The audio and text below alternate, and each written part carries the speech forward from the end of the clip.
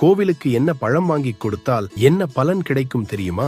தெய்வத்திற்கு வாழைப்பழம் படைத்து வழிபடுவதால் அஷ்ட ஐஸ்வர்யங்கள், தீர்க்க ஆயுள், நோய் நொடி இல்லாத வாழ்க்கை அமையும். மாதுளை மனதிற்கு புத்துணர்ச்சியை தரக்கூடிய பழமாகும். இதை தெய்வங்களுக்கும் படைத்து வழிபடும் போது வெற்றி கிடைக்கும். பெண் தெய்வங்களுக்கு மாதுளை படைத்து வழிபட்டால் மலட்டுத்தன்மை நீங்கி குழந்தை பேறு வாய்க்கும். ஆரஞ்சு பழத்தை தெய்வத்திற்கு படைத்து வழிபட்டால் வீட்டில் மங்களங்கள் நிறையும். தாலி பாக்கியம் பலப்படும். மாங்கல்ய தோஷம் விலகும். இதனால் திருமண தடை விலகும்.